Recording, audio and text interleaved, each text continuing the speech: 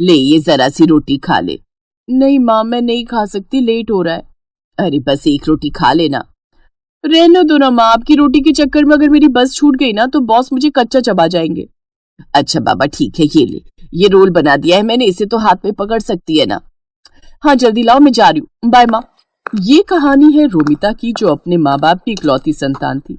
उसकी माँ नम्रता और पिता नरेश ने उसकी पढ़ाई लिखाई में कोई कसर नहीं छोड़ी थी और रोमिता कॉलेज टॉप करने के बाद अब एक आईटी कंपनी में जॉब कर रही थी।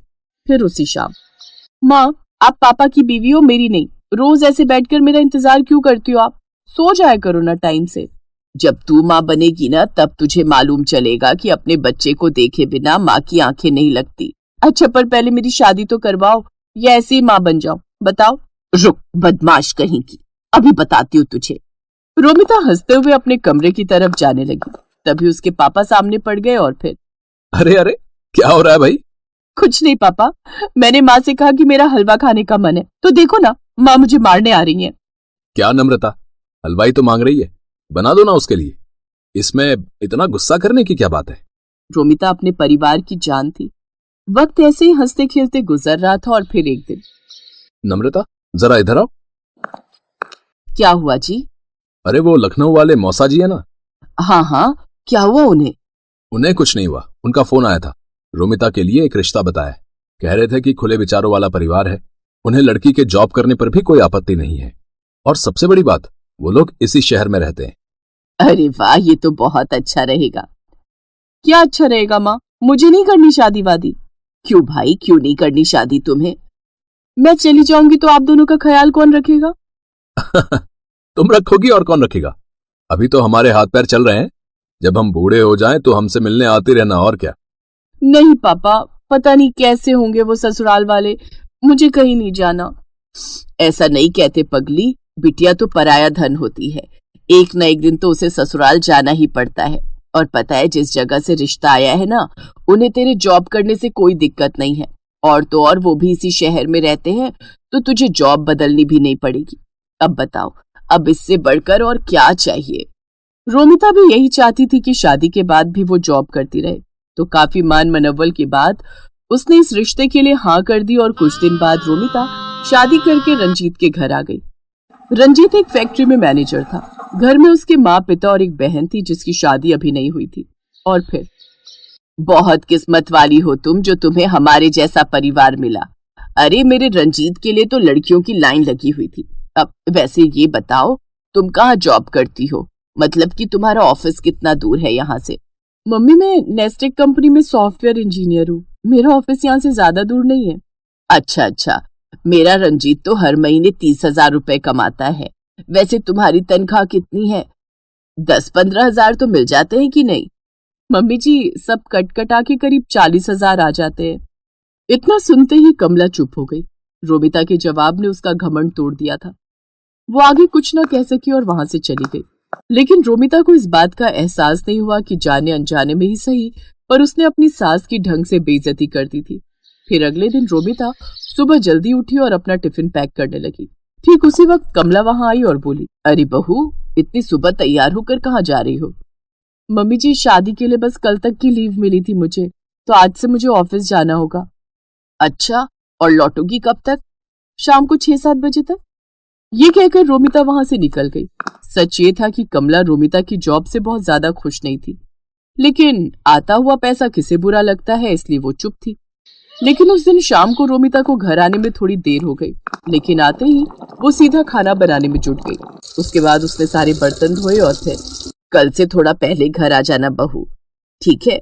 अब तुम्हारी शादी हो गई है तो घर की जिम्मेदारियां भी तो हैं। अब हर रोज सारा खाना मैं अकेले तो नहीं बनाऊंगी इस उम्र में, है ना? जी माँ जी। कमला रोमिता को सुनाकर वहां से चली गई। वो अगली सुबह जल्दी उठी और ढेर सारा खाना बनाकर ऑफिस चली गई। फिर उसी शाम, ये खाना तो तुमने सुबह बनाया था ना? हाँ मम्मी जी, क्यों पसंद नहीं आया क्या आपको? नहीं नहीं ठीक है।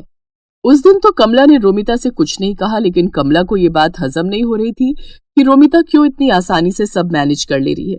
फिर एक दिन कमला ने कलेश फैलाने की ठान ही ली और उसी शाम, देखो बहू, मैंने और रंजीत के पापा ने बहुत कोशिश की, मगर हम इतना एडजस्ट नहीं कर पाएंगे। इन्हें गरम खाना खाने की आदत है, समझी? तो कल से शाम का खाना शाम को ही बनाना, समझी? पर मम्मी जी, अब बहस मत करो मुझसे, जो कह रही हूं बस वही करो। अपनी सास से डांट खाकर रोमिता बहुत परेशान हो गई। उसे समझ में नहीं आ रहा था कि वो ऑफिस के साथ साथ घर का काम कैसे मैनेज करे। इस चक्कर में वो ऑफिस में भी परेशान रहने लगी। फिर अगले दिन, मम्मी जी, मुझे आपसे कुछ बात करनी थी। हाँ बोलो, क्या बात है? वो मैंने रिजाइन कर दिया है, अब कल से मैं ऑफिस नहीं जाऊंगी। अरे पर ऐसा क्यों किया तुमने? क्योंकि ये सब एक साथ मुझसे हो नहीं पा रहा था मम्मी जी। ऑफिस के चक्कर में मैं आप लोगों का ख्याल नहीं रख पा रही थी। अब अच्छा ठीक है, फिर अब जाओ, जाकर मेरे लिए चाय बना दो।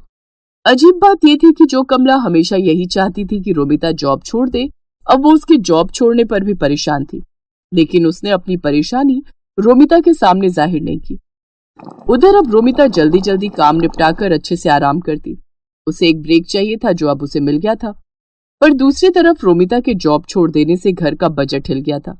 रंजीत ने रोमिता की सैलरी के दम पर 2-3 लोन भी ले रखे थे, जिनकी सारी किश्तें अब उसे ही चुकानी पड़ रही थी। सिर्फ एक ही महीने में हालत इतनी खराब हो गई कि लोन चुकाने के लिए रिश्तेदारों से कर्ज लेना पड़ गया। और फिर एक शाम पूरे परिवार के सामने कमला ने अपने दिल पर पत्थर रखकर कहा, वो रोमिता, मुझे बुरा लग रहा है कि तुमने नौकरी छोड़ दी। कोई बात नहीं मम्मी जी। नहीं, अब देखो ना, तुमने इतनी पढ़ाई की, इतने साल काम करके तजुर्बा कमाया, और अब तुम घर बैठी हो, और अब तुम्हें भी तो अपने ऑफिस की याद आती होगी ना। अब तुम एक काम करो, तुम फिर से नई नौकरी ढूंढो अपने लिए, या फिर अगर पुराने ऑफिस में ही बात बन जाए तो देख लो। ठीक है माँ जी, पर वो खाने का थोड़ा देखना पड़ेगा, मुझसे सारा काम तो नहीं हो पाएगा। अरे नहीं, मैंने सब सोच लिया है। तुम सुबह सब्जी बना जाना, बाकी मैं दोपहर और शाम को रोटियां बना दिया करूंगी, और जब तुम ऑफिस से लौटोगी तो चाय भी बना दूंगी। ठीक है? ठीक है माँ जी, जैसा आप कहें। अगले दिन सुबह सुबह रोमिता अपने मायके पहुंच गई और सीधा जाकर अपनी माँ के गले लग गई। और फिर, क्यों? कहा था ना, तेरी सास का घमंड एक दिन जरूर टूटेगा। अच्छा ये बता, तेरी छुट्टियां कब खत्म हो रही हैं? आज ही तक थी माँ, कल से वापस ज्वाइन करना है। सही है, चाय पिएगी? नहीं, आज तो मेरी सास के हाथ की चाय पहले से फिक्स है। आप चलो मेरे साथ, आज हम पूरा दिन शॉपिंग करेंगे। रोमिता की बात सुनकर नम्रता मुस्कुरा दी, और इस तरह रोमिता ने अपनी समझदारी से सब ठीक कर दिया। सुबह सुबह खाना बनाकर वो घर के प्रति अपनी जिम्मेदारी भी पूरी कर रही थी, और पैसे कमाकर घर के बजट को भी संभाल रही थी।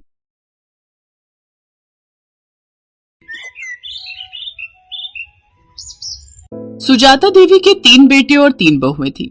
2 बहुएं रेखा और उमा अमीर घर से आई थी, जबकि सबसे छोटी बहू कोमल गरीब घर की थी। इसीलिए सुजाता देवी अपनी दोनों बहू रेखा और उमा के साथ ज्यादा अच्छा व्यवहार करती थी, पर अपनी छोटी बहू कोमल को वो कुछ नहीं समझती थी। इसीलिए रेखा और उमा भी अपनी देवरानी कोमल की हर समय इंसल्ट ही करती रहती थी। माँ जी देखिए ना, कोमल तो बिल्कुल गरीबों वाली हरकतें करती है। दाल में घी ऐसे डाला है मानो उबली हुई दाल ही हो बिना तड़के की। और रोटी तो देखिए माँ जी, रोटी में घी भी नहीं लगाया, सूखी रोटी आगे रख दी। कोमल इधर आ, मैं तुझे अभी बताती हूँ। अरे तू गरीब घर से आई है तो तू हमें भी गरीब समझने लगी है क्या? जब घर में किसी चीज की कोई कमी नहीं है तो तू इतनी कंजूसी क्यों करती है? हाँ, आज तूने खाने में देसी घी क्यों नहीं डाला? माँ जी देसी घी खत्म हो गया है, जो था वो मैंने यूज कर लिया। माँ जी अभी 2 दिन पहले ही तो देसी घी आया था, इतनी जल्दी इसने खत्म भी कर दिया। कहीं ये देसी घी खुद तो नहीं खा जाती, क्योंकि इसने मायके में तो कभी देसी घी खाया ही नहीं होगा। नहीं माँ जी, घी तो रखा था, पर कल रेखा भाभी और उमा भाभी ने मुझे पिन्नियां बनाने के लिए बोला था, तो सारा घी पिन्नियां बनाने में ही लग गया। अरे अब तू मेरी बहुओं के खाने पर भी नजर लगाएगी? तेरी इतनी हिम्मत? अरे तू गरीब घर की है, इसीलिए तू ऐसी हरकतें करती है। चल जा यहाँ से। रेखा बहू, लाला को फोन कर दे, नौकर के हाथ 5 किलो देसी घी भिजवा देंगे। कोमल रोती हुई रसोई में चली जाती है। उससे अक्सर ही ऐसे अपमान सहने पड़ते थे। नया साल आने वाला था। घर में नए साल की पार्टी की तैयारी चल रही थी। रेखा और उमा दोनों ने ही अपने मायके वालों को नए साल की पार्टी के लिए इनवाइट किया हुआ था। बस कोमल के ही मायके वाले रह गए थे। माँ जी हमने अपने अपने घर में तो सबको बोल दिया है नए साल पर आने के लिए, पर कोमल के घर वालों को बोलना भी रह गया है। कैसे करना है फिर? अरे छोड़ो ना, उन भिखारियों को बुलाने की क्या जरूरत है। पार्टी में तुम दोनों के घर से सब लोग आ जाएंगे। अब तुम्हारे मायके वालों में और कोमल के मायके वालों में बहुत फर्क है। नहीं माँ जी, ऐसा मत कीजिए। मैं तो कहती हूँ इसके मायके वालों को बुला ही लेते हैं। सबके सामने उनका ऐसा अपमान करेंगे कि ये हमेशा याद रखेंगी। कान इधर लाइए, मैं आप सबको समझाती हूँ। रेखा और उमा अपनी सास के साथ मिलकर कोमल के मायके वालों को अपमानित करने की योजना बनाती हैं। बहू, घर में नए साल की पार्टी है। रेखा और उमा के मायके वाले भी आ रहे हैं, तो मैं चाहती हूँ कि तुम भी अपने मायके वालों को न्योता दे दो। इस बार नया साल हम सब मिलकर मनाएंगे। जी माँ जी, मैं फोन कर देती हूँ। अब आएगा मजा, आने दो इसके मायके वालों को। कोमल को जरा सी भी भनक नहीं थी कि उसकी पीठ पीछे उसकी सास और जेठानियां उसके खिलाफ क्या षड्यंत्र रच रही है। 31 दिसंबर का दिन आ जाता है। कोमल के ससुराल में पार्टी की तैयारी चल रही थी। रेखा और उमा के मायके वाले आने शुरू हो गए थे। रेखा और उमा ने रसोई में घुसकर तक नहीं देखा। वो तो अपने मायके वालों के साथ ही बातों में लगी हुई थी। कोमल बहू, मेहमानों को पकवान परोस दिए ना? अच्छे से घी मिर्च मसाले बढ़िया डाले हैं ना? कोई कंजूसी मत करना। मेहमान खुश होकर जाने चाहिए। और तुम्हारे माता पिता भाई बहन सब कहाँ रह गए? बड़ी देर कर दी उन्होंने आने में। वो लोग भी समय पर आ जाते तो पार्टी का मजा ले लेते। जी माँ जी, मैंने सबको खाना परोस दिया है और वो मम्मी से मेरी बात हुई थी, बस पहुंचने वाले हैं। तभी कोमल के मम्मी पापा और भाई बहन आ जाते हैं। नमस्ते जी, नमस्ते। आओ आओ, बड़ी देर कर दी आप सबने आने में। आज 31 दिसंबर की वजह से बहुत भीड़ थी, ऑटो भी नहीं मिल रहा था। बड़ी मुश्किल से ऑटो मिला तो हम पहुंचे हैं। हाँ हाँ, मैं तो भूल ही गई थी। वो रेखा बहू और उमा बहू के घर वाले गाड़ी से आए हैं ना, तो मुझे आप लोगों का ध्यान ही नहीं रहा कि आप लोगों के पास तो गाड़ी ही नहीं है। और आप लोगों की तो इतनी हैसियत भी नहीं है कि गाड़ी खरीद सको। खैर छोड़ो, आओ आप सबको रेखा बहू और उमा बहू के घर वालों से मिलवाती हूँ। समधन जी, ये कुछ मिठाई लाए थे नए साल के आने की खुशी में। रख दीजिए। वैसे हमारे घर तो वो बड़ी दुकान है ना जो बाजार में है, वहीं से शुद्ध घी की मिठाई आती है।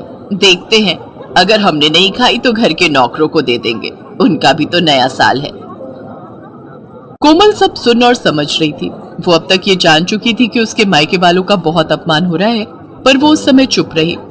कोमल की जेठ जेठानी अपने अपने घर वालों की आवभगत में व्यस्त हो गए। सूरज ये सब देख रहा था। कोमल, अपने मम्मी पापा के लिए भी प्लेट लगा दो, सब लोग खाना खा रहे हैं। तुषार, ज्योति, चलो तुम लोग भी खाना खा लो, चलो। जी हाँ, बस मैं लगा ही रही हूँ। मम्मी पापा, तुषार ज्योति आओ बैठो, मैं आप सबको भी खाना परोस देती हूँ। कोमल जैसे ही खाना लेने रसोई में जाती है, वो देखती है सारे बर्तन खाली थे, उसमें खाना था ही नहीं। कोमल घबरा जाती है। अरे, बर्तनों में तो खाना ही नहीं है, मैंने तो बहुत सारा खाना बनाया था। क्या हुआ कोमल, तुम परेशान क्यों? अपने घर वालों के लिए खाना लगाओ। अच्छा नहीं लगता वो सब ऐसे ही बैठे हुए हैं। क्या खाना लगाऊं?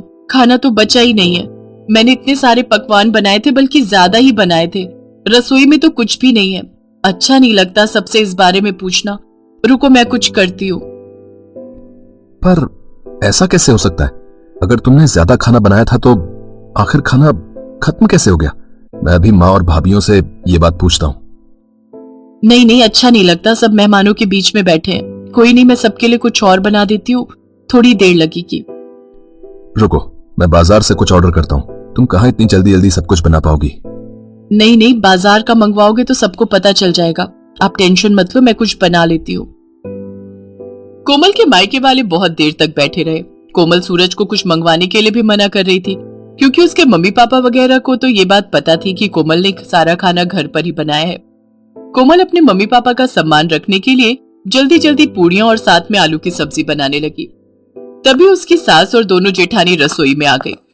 अरे कोमल, तुम ये पूड़ियां क्यों तल रही हो? इतना सारा खाना तो बचा हुआ है। अरे भाभी, आप समझते क्यों नहीं हो? कोमल अपने मम्मी पापा अपने भाई बहनों को गरम गरम खाना खिलाना चाहती है, इसने हमारे घर वालों को तो ठंडा खाना खिला दिया। अब अपने घर वालों को बढ़िया पकवान खिलाना चाहती है। इसके घर वालों ने कभी ऐसा बढ़िया खाना खाया नहीं होगा ना, तभी ये ऐसा कर रही है। जब इतना खाना पड़ा था तो ये सब बनाने की क्या जरूरत थी बहू? ये देखो कितना सारा खाना बचा हुआ है। ये थोड़ी है कि हम अच्छे खासे पैसे वाले हैं तो खाने की बर्बादी करें। माँ जी, थोड़ी देर पहले तक ये खाना नहीं था। रसोई में सारे बर्तन खाली थे। मुझे नहीं पता था कि भाभीियों ने सारा खाना कमरे में रखा हुआ है। मुझे सब समझ आ गया है माँ जी। मैं चाहे जितना मर्जी आप लोगों के लिए कर लूं, पर आप लोग जानबूझकर मुझे अपमानित करना हमेशा से ही चाहते हो। कमरे में मेरे मम्मी पापा और मेरे भाई बहन बैठे हुए हैं। अब मेरा मन नहीं है कि मैं इस घर में रुकूं। मैं उन लोगों के साथ अपने घर जा रही हूँ, अपनी माँ के घर। मुझे तो ऐसा लगता है कि यहाँ पर कोई मेरा अपना है ही नहीं। सूरज जी, मैं यहाँ नहीं रुक सकती। जहाँ इज्जत नहीं हो वहां से चले जाना ही अच्छा है। रुको कोमल, तुम अकेली नहीं जाओगी, मैं भी तुम्हारे साथ चलूंगा। अब हम यहाँ रहेंगे ही नहीं। जहां मेरी पत्नी की इज्जत नहीं, वहां मैं भी नहीं रह सकता। मैं भी कब से अपने आप को रोक कर बैठा था। अरे सूरज, ऐसा नहीं कहते।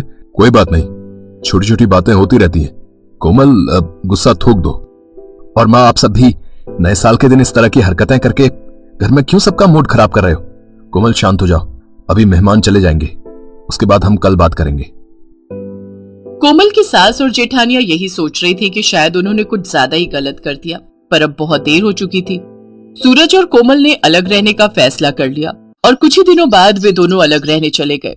कोमल की सास और जेठानियों को बाद में खुद पर पछतावा होने लगा, क्योंकि कोमल के रहते उन्हें कोई काम ही नहीं करना पड़ता था। पर कोमल के जाने के बाद उनके सिर पर घर की सारी जिम्मेदारी आ गई और उन्होंने कोमल जैसी अच्छे स्वभाव वाली बहू का साथ खो दिया। कोमल अपने पति सूरज के साथ अपने छोटे से घर में सुकून से नए साल में नई जिंदगी की शुरुआत करती है।